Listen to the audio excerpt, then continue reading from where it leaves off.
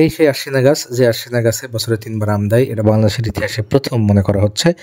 তো প্রতিবেদনটা দেখে আসি এবং দেখে আসার পরে ভিডিও শেষে ঠিকানা থাকবে। ধন্যবাদ সকলকে। ওকে, আসসালামু আলাইকুম। ওয়ালাইকুম আসসালাম। ভাই ভালো আছেন? আলহামদুলিল্লাহ। আমি দেখছি গতকালকে পেপারে আপনার ব্যাপারে, আপনার একটা আম গাছ আছে, আজব একটা আম গাছ। জি জি। আপনার মনে হয় ঘুম হারাম হয়ে গেছে নাকি? জি, অনেকে আসতেছে দেখতে বারবার, অনেকে দেখতে আসছে। প্রিয় ভিউয়ার্স, আমরা জানি যে কাটিমন আম অনেক বছরে অনেকবার হয়, বাট আশিনা আম যে মানে বছরে কয়বার হয় এখানে ভাই?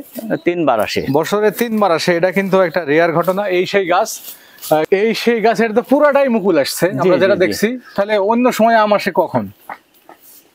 এটা মুকুল এই তো কয়েকদিন আগে আম শেষ হয়ে গেল। মুকুলের সাথেও আম থাকে, মানে দেখা যাচ্ছে যে কিছু ডালে মুকুল থাকে, কিছু ডালে আম থাকে। আচ্ছা আচ্ছা, প্রিয় ভিউয়ার্স, আমরা পরিচয় দিয়ে আগে ভাইয়ের নামটা একটু বলেন। আমি রিটায়ার্ড সার্জেন্ট মোহাম্মদ আমিরুল ইসলাম।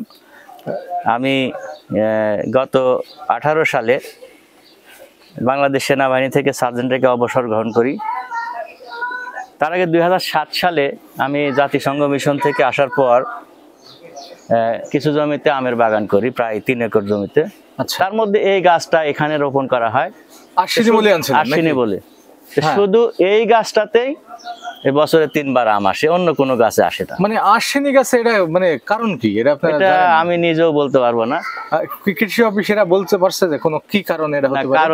কোনো কারণ বলতে পারে না, তবে উপসহকারী কৃষি কর্মকর্তা মোহাম্মদ নাইমুল ইসলাম সাহেব উনি আমাকে বারবার বলছেন গাছটার ভালোভাবে যত্ন নিতে, এবং আমের সময় যখন আনসিজনাল আমগুলো আসে তখন উনি আসেন এবং পরিচর্যার বিষয়ে আমাকে সতর্ক করেন এবং সাজেস্ট করেন। ওই অনুযায়ী আমি পরিচর্যা করি এবং ইনশাআল্লাহ ব্যাপক আম থাকে। আচ্ছা, ব্যাপক আম থাকে। এখন এই যে আম, এটা তো আমিও দেখতেছি, আমি যেহেতু আম এলাকারই মানুষ, আমরাও এই এলাকার মানুষ, এটা তো আশ্বিনী আম, এটা তো 100%। জি জি, আশ্বিনী। এখন গাছে দেখাতে পাচ্ছি না প্রিয় ভিউয়ার্স। আসলে আমি এই ভিডিওটা, এই পত্রিকার যে নিউজটা এটা করছে গতকালকে, বাট এটার প্রতিবেদন করছিল বেশ কয়েকদিন আগে। হ্যাঁ, তো তখন ওই টিয়া সহ নিয়েছিল, আম সহ নিয়েছিল, প্রচুর আম ছিল এক একটা গাছে। মানে যখন আম আসে তখন কত কেজি আসে আপনার এই গাছটায়? গাছটা বেশি বড় না তো, হ্যাঁ, তাতে প্রায় 40-45 কেজি আনসিজনাল আমও আসে। তখন কি এটা তো সব আত্মীয় স্বজনকে দিয়ে শেষ হয়ে যায়, বাট তখন তো দামও পাওয়ার কথা হিসাবে না, ওই অনুযায়ী মানে বিক্রি করা হয় না।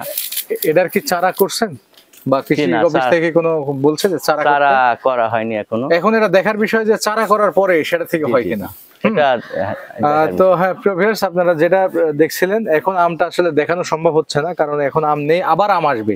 এই আমটা আসার পরে এই আম যখন শেষ হয়ে যাবে, মানে এরকম না যে এক সাইড আসে এরকম না, তো ফুল গাছে আসে না না। বিষয়টা হচ্ছে যে এই যখন যে বছর আপনার এই সাইডে মুকুলটা বেশি আসে, হ্যাঁ হ্যাঁ, আনসিজনাল আমগুলা ওই সাইডে বেশি আসে। ওইদিকে কি মুকুল কম এখন? না, ওইদিকে কিন্তু মুকুল কম, আপনি দেখতে পাচ্ছেন। হ্যাঁ, ওই যে দেখা যাচ্ছে ওটাতে মুকুল কম, খুবই কম। আচ্ছা, তারপরে আবার ওইটা আসবে, তখন আবার এসে এরকম বছরে এভাবে আসে। তো যাক, অনেক ধন্যবাদ আপনাকে, ধন্যবাদ সময় দিয়েছেন। আমিও আসলে আসছিলাম বেড়াতে এই এলাকাতে, তো বেড়াতে আসার পরে যখন পত্রিকাতে দেখলাম তখন মনে হয় যে সুযোগটা একটু নিই, যেহেতু একটু দেখে আসি প্লাস একটু ভিডিও ধারণ করি।